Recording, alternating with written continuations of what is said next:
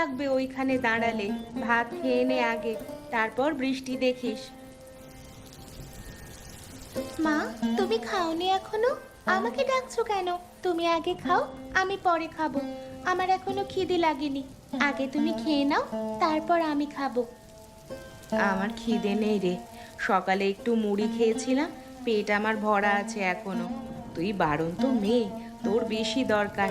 আয় মা, বস আমার পাশে, তোকে আমার হাতে যত্ন করে খাইয়ে দিই। মা, তুমি মিথ্যে বলো কেন? সকালে মুড়ি তুমি খাওনি, আমি দেখেছি। শেষ মুঠো মুড়িটাও আমাকে দিয়ে দিয়েছিলে। ভাবলে আমি ঘুমিয়েছিলাম? আমি জেগেছিলাম মা, আমি সব দেখেছি।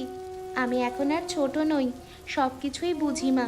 তুমি আমাকে খাওয়ানোর জন্য এইসব মিথ্যা কথা বলছো। এখন তুমি আগে খেয়ে নাও মা। তুই বড্ড বুঝিস রে। আচ্ছা ঠিক আছে, আয় আমরা দুজনে ভাগ করে খাই। অর্ধেক তুই অর্ধেক আমি। এবার তো খেতে আয়, আমরা দুজনে মিলে ভাগ করে খাবো। মা, একটা কথা বলি। কাল বাজারে গিয়ে দেখলাম মিষ্টির দোকানে কত ভিড়। মনে হলো আমরাও যদি কিছু একটা বানিয়ে বিক্রি করতে পারতাম। তোমার হাতের রান্না তো এত ভালো, মানুষ নিশ্চয়ই কিনতো। ভালো রান্না করতে হলে তো মশলা লাগে রে, তেল লাগে, ভালো ভালো জিনিসপত্র লাগে। আমাদের কাছে কি আছে বল? শুধু ইচ্ছে দিয়ে তো আর রান্না হয় না। তবে হ্যাঁ, স্বপ্ন দেখা ছাড়িস না। স্বপ্ন না দেখলে কোনোদিন কিচ্ছু হবে না। স্বপ্ন আমি ছাড়বো না মা। একদিন দেখো, আমাদের এই ঘরে অভাব থাকবে না। আমি তোমাকে পেট ভরে খাওয়াবো। সেই দিন তুমি আর মিথ্যে বলতে পারবে না যে তোমার খিদে নেই। এই তোমাকে আমি কথা দিলাম, একদিন তোমাকে আর খিদের কষ্ট সহ্য করতে হবে না। হয়েছে হয়েছে, আমার ছোট্ট মেয়েটা এখন কত বড় হয়ে গেছে। বুঝতে পেরেছি আমি, তুই আমার কথা রাখবি। এবার আয় মা, খেয়ে নে তো দেখি, ঠান্ডা হয়ে যাচ্ছে ভাত।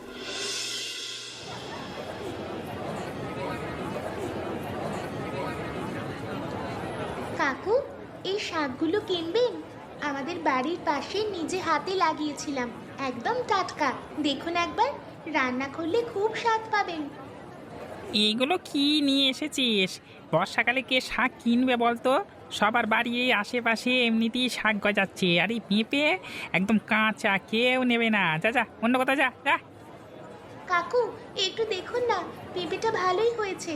কাঁচা পেঁপের তরকারি কত ভালো হয়, আপনি তো জানেন। আমাকে যা দেন দেবেন, দাম নিয়ে কোনো কথা বলবো না। 5 টাকা দেন, 3 টাকা দেন, যা দেন। বললাম তো আজকে লাগবে না, হাটে চারজন লোকও নেই, বৃষ্টি থেকে আসবে। আমি নিজেই বসে আছি সকাল থেকে, একটা জিনিসও বিক্রি হয়নি। তুই আরেকদিন আসিস, আজকে কিচ্ছু হবে না। প্রতিদিন একই কথা, কেউ কিনবে না, কেউ দরকার নেই বলবে। মা সারাদিন না খেয়ে থাকবে, আমিও কিছু করতে পারবো না। কি করে সংসার চলবে এভাবে? এই শাকগুলো নিজেরাই খাবো আজ রাতে। কাল আবার চেষ্টা করব, অন্য কিছু নিয়ে আসবো হয়তো। আমাকে যেভাবেই হোক পারতেই হবে। মায়ের জন্য আবার কিছু না কিছু করতেই হবে। এইভাবে তো সারা জীবন চলতে দেওয়া যাবে না। এই শিউলি, দেখ দেখ, মালতীর মেয়ে যাচ্ছে ঝুড়ি নিয়ে। হ্যাঁ, হাটে গিয়েছিল মনে হচ্ছে, কিছু বিক্রি হয়নি। ওই 4-5টা শাক পাতা নিয়ে ব্যবসা করতে বেরিয়েছিল। ছোট লোকেদের একটাই সমস্যা, হাতের কাছে যা পাবে তাই নিয়ে চলে আসবে বাজার বিক্রি করতে। মান সম্মানটাও নেই। এভাবেই খালি হাতে ফিরবে, ওই শাক পাতা কেউ খায় নাকি? হ্যাঁ, এইসব শাক পাতা তো এমনিতেই বাড়ির আনাচে কানাচে হয়, এই নিয়ে আবার ব্যবসা করতে এসেছে। ওদের আবার ব্যবসা? দুবেলা পেট ভরে খেতে পায় না, ব্যবসা করবে? মালতীর তো একটা ছেলেও নেই, এই একা মেয়ে নিয়ে কি করবে? ভিক্ষে করা ছাড়া আর কোনো উপায় নেই। এই ঝুমা, আজও ফাঁকা ঝুড়ি? তোর মায়ের কপালে সুখ নেই রে মা, বোঝ বোঝ। এই গরিবই ঘুচবে না কোনো দিন। আমার কথা শোন, কারোর বাড়িতে ঝি চাকরানির কাজ দেখ গিয়ে, অন্তত দুটো ভাত জুটবে। এইভাবে শাক পাতা দিয়ে রোজ রোজ বাজারের লোকের কাছে ভিক্ষে করে বেড়াতে হবে না। কথা বলে না কেন? বাপের মতো মেয়েও বোবা নাকি? নাকি এত অহংকার যে গরিবের ঘরে জন্মেও চাকরানির কাজ করবে না? কাকিমা, গরিব হওয়া লজ্জার না, চুরি করে খাওয়া লজ্জার। মানুষের পেছনে কথা বলা লজ্জার। আমার মা সৎ পথে আছে, আমিও থাকবো। আপনাদের আশীর্বাদ চাই না, শুধু পথ ছাড়ুন, আমি কিছু বলতে চাই না। দেখ শিউলি কেমন কথা বলে। মায়ে মেয়ে দুজনই এরকম। হ্যাঁ, জীবের জোর বড্ড বেশি। সামনে ঠিক হবে, তোদের সব কাকে দেখে নেবো আমি। যা বাগ বাগ বাগ বাগ বাগ বাগ বাগ।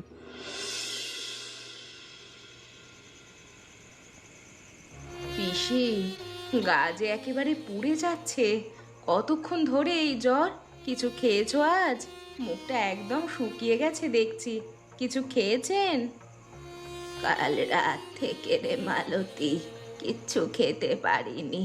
গা গুলোচ্ছে, একা ঘরে পড়ে আছি, কেউ খবর নেয় না। তুই এলি বলে ভালো লাগলো।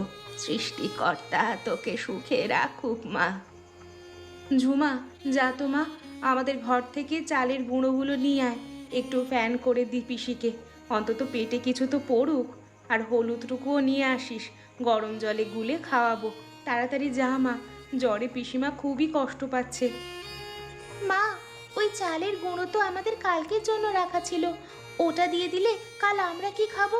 কালকে তো তাহলে আমাদের না খেয়ে থাকতে হবে। কাল দেখা যাবে রে মা, কালকে চিন্তা কালকে করব। এখন পিসির বেশি দরকার। দুদিন না খেয়ে আছে মানুষটা। নিজের কষ্ট সব সময় থাকবে, কিন্তু অন্যের কষ্ট দেখেও চোখ বুজে থাকলে মানুষ হওয়া যায় না। যা মা, তাড়াতাড়ি যা। ঠিক বলো মা, তুমি সব সময় ঠিক বলো। আমি এখনই যাচ্ছি। পিসি, তুমি একদম চিন্তা করো না। ঝুমা চালের গুঁড়ো নিয়ে আসলে আমি ফ্যান বানিয়ে দেব। তুমি একটু খেয়ে ওষুধ খাও। কাল সকালে তোমার ছেলেকে খবর পাঠাবো। সে না আসা পর্যন্ত আমরাই দেখব তোমাকে। এখন তুমি একটু বিশ্রাম নাও। মালতী, মালতী, দরজা খোল মা, জরুরি কথা আছে। কাকা, এত রাতে এই বৃষ্টিতে কি হয়েছে? সব ঠিক আছে তো? তুমি তো পুরো ভিজে গেছো। বলো আমাকে, কোনো দরকারি কিছু? হ্যাঁ, মোড়ল মশাই খুব অসুস্থ হয়ে পড়েছে রে। সন্ধ্যার পর থেকে বুকে ব্যথা করছিল, এখন জ্ঞান হারিয়ে ফেলেছে। বাড়িতে তার একমাত্র ছেলে কলকাতায়, বৌমা সামলাতে পারছে না একা। ডাক্তার আনতে পাঠিয়েছিল, কিন্তু এই বৃষ্টিতে কে জানে কখন আসবে। তোকে মনে পড়লো, তুই তো একটু আধটু সেবা করতে জানিস, সেই জন্য তোর কাছে চলে এলাম। কি বলছেন কি আপনি কাকা? মোড়ল মশাই হঠাৎ করে এমন অসুস্থ হয়ে গেলেন? আপনি চিন্তা করবেন না, আমি এক্ষুনি যাচ্ছি। ঝুমা, এখনই যেতে হবে, মোড়ল কাকার শরীর খারাপ। মোড়ল কাকার? সেই যে গ্রামের সবচেয়ে বড় বাড়ি, সেই মোড়ল কাকা? মা, উনি তো কোনোদিন আমাদের সাথে কথা বলেননি। আমরা যাব কেন? মানুষ অসুস্থ, সে যেই হোক না কেন, কথা বলুক আর না বলুক, মানুষের বিপদে পাশে দাঁড়াতে হয়। এটা তোকে আমি ছোট্টবেলা থেকে শিখিয়েছি। চল মা, আর দেরি করিস না, আমার সাথে চল। বেশি দেরি করা যাবে না। তোর মা ঠিক বলেছে ঝুমা, চল আমার সাথে চল তোরা দুজনে। বেশি দেরি হলে কোনো অঘটন ঘটে যেতে পারে। বৌমা, ভয় পেও না। নারী দেখে মনে হচ্ছে বুকে বায়ু চেপেছে, প্রাণে ক্ষতি হবে না। আমার মা এরকম দেখেছিলাম আমি। আমি জানি কি করতে হবে। গরম জলে একটু আদা আর তুলসী ফুটিয়ে আনতে বলেছি ঝুমাকে। ওটা খাওয়ালে চাপটা কমবে। তুমি কোনো চিন্তা করো না, আস্তে আস্তে মোড়ল মশাই সুস্থ হয়ে যাবেন। মা, তুলসী পাতা পেয়েছি, আদাও আছে, জল ফুটছে, একটু পরেই গরম হয়ে গেলে আনছি। তাড়াতাড়ি কর মা। আর বৌমা, তুমি একটু বিশ্রাম নাও। তুমি সারা সন্ধ্যা জেগেছিলে, আমরা আছি এখন। মা, এই যে নিয়ে এসেছি। একটু ঠান্ডা হতে দিই, তারপর খাওয়াও। মোড়ল কাকার শ্বাস প্রশ্বাস কিন্তু একটু ভালো হচ্ছে মনে হচ্ছে। হ্যাঁ রে, দেখতে পাচ্ছি ভেজা কাপড়টা কাজ করছে। তুই ওর পায়ের কাছে বস মা, পা দুটো একটু মালিশ কর আস্তে আস্তে। রক্ত চলাচল ভালো হবে, আরাম পাবে। মা, আমাদের কি সারা রাত এখানে থাকতে হবে? যতক্ষণ দরকার ততক্ষণ থাকবো। ভোরে ডাক্তার আসবে, তারপর দেখা যাবে। তোর যদি ঘুম পায় তাহলে এইখানেই শুয়ে পড় মা, আমি জেগে আছি, তুই শুয়ে পড়। আচ্ছা ঠিক আছে মা, আমি একটু শুয়ে পড়ছি, আমার চোখটা বন্ধ হয়ে আসছে। তুমি মালতী না? কখন এলে? কে ডেকে এনেছে তোমাকে? হরিধন কাকা খবর দিয়েছিল রাতে, আমরা এসেছিলাম, আপনার তখন জ্ঞান ছিল না। সারা রাত ঝুমা আর আমি ছিলাম। ডাক্তারবাবু এসেছিলেন ভোরে, বলে গেছেন বুকে বায়ু চেপেছিল, তবে এখন ভয় নেই। আপনি এখন অনেকটাই সুস্থ, একটু বিশ্রাম নিলে আরও সুস্থ বোধ করবেন। মালতী, আমি তোমাদের সাথে কোনোদিন ভালো ব্যবহার করিনি। গ্রামের মোড়ল বলে একটা অহংকার ছিল, গরিব মানুষের দিকে তাকাতাম না। তুমি গরিব হয়েও আমার জন্য রাত জেগে সেবা করলে, এই ঋণ কিভাবে শোধ করব বলো? আমি কিছুতেই কিছু বুঝতে পারছি না। আমি তোমাদের সাথে অনেক অন্যায় করেছি। ঋণ টিন কিছু নয়, মানুষ মানুষের পাশে দাঁড়াবে, এটাই তো স্বাভাবিক। আপনি সুস্থ হয়ে উঠুন, এটাই আমার কাছে যথেষ্ট। না মালতী, তুমি আমাকে আজ চোখে আঙুল দিয়ে দেখালে আসল মানুষকে। গ্রামে এত লোক, কেউ এলো না রাতে, তুমি এলে, তোমার মেয়ে এলো, এই কথা আমি ভুলবো না কোনোদিন। এইসব বলে আমাকে লজ্জা দিবেন না মোড়ল মশাই, আমি আমার দায়িত্বটুকুই পালন করেছি। এখন ঝুমা উঠলে ওকে দিয়ে আপনার জন্য একটু চা বানিয়ে দিব, খেয়ে নেবেন, শরীরে জোর আসবে। ঝুমা, তোকে একটা কথা বলবো, বস। কি হয়েছে কাকা বাবু, কোনো জরুরি কিছু? বলুন কাকা, আমি কি কোনো ভুল কিছু করে ফেলেছি? তোর মা বলছিল তোর স্বপ্ন আছে কিছু একটা ব্যবসা করার। তোর মায়ের হাতের রান্না খুব ভালো। আমার তো জানিসই, নদী ঘাটে আমার একটা ইলিশের আড়ত আছে। প্রতিদিন কত ইলিশ আসে, সব তো বিক্রি হয় না, কিছু পড়েও থাকে। আমি ভাবলাম প্রতিদিন একটা করে ইলিশ আমি তোদের দেব, তোরা সেটা দিয়ে কিছু একটা কর, মানে কোনো একটা ব্যবসা কর। কাকা, আপনি কি সত্যি বলছেন? প্রতিদিন একটা করে ইলিশ দিবেন আমাদের? কিন্তু এত বড় সাহায্য আমাদের কেন করবেন আপনি? সাহায্য নয় মা, এটা আমার কৃতজ্ঞতা। তোদের কাছ থেকে আমি শিখেছি যে পয়সা দিয়ে সব কিছু হয় না, মনটা বড় হতে হয়। তোরা আমার সেবা করেছিস, এখন আমি তোদের পাশে দাঁড়াবো। তোর মা কুমড়ো দিয়ে ইলিশের ঝোল বানায়, একবার এনে খাইয়েছিলি আমায়, সেই স্বাদ এখনো মুখে লেগে আছে। মানুষ হুমড়ি খেয়ে পড়বে, আর আমি চাই তোরা ব্যবসা কর, তোরা সফল হ। এটা আপনার অশেষ কৃপা কাকা বাবু, আমার তো বিশ্বাসই হচ্ছে না এইসব। আমাদের নিজের একটা ব্যবসা হবে, আমরা উপার্জন করতে পারবো। আপনাকে অনেক অনেক ধন্যবাদ।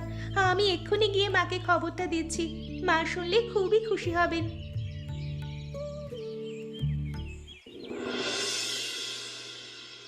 ঝুমা, ইলিশের রসটা কুমড়োর মধ্যে ঢুকবে, তখনই আসল স্বাদ বেরোবে।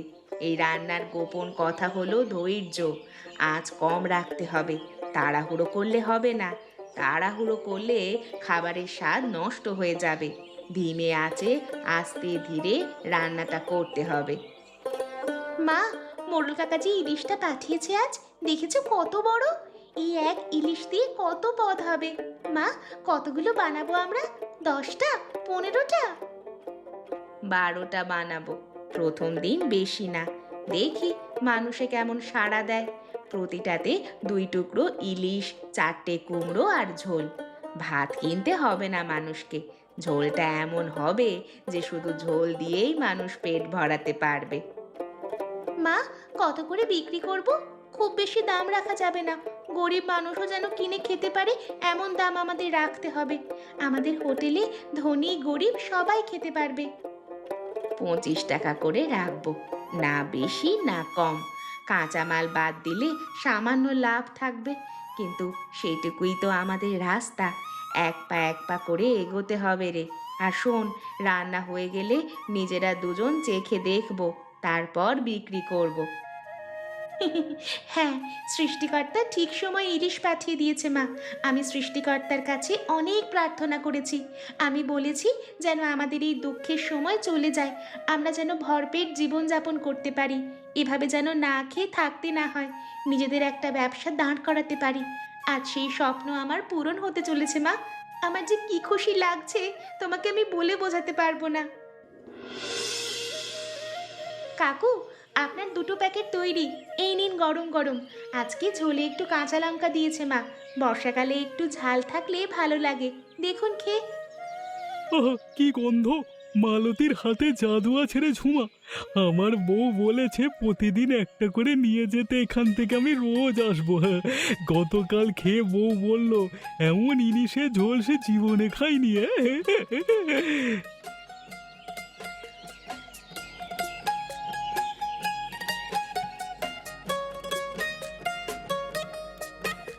মা, আজ 20টা প্যাকেট শেষ। আরও মানুষ আসছে, কিন্তু ইলিশ যে আর নেই। কাল থেকে আরো বেশি বানাতে হবে। মোড়ল কাকাকে বলবো 2টো ইলিশ দিতে পারবে কিনা, দামে কিনবো।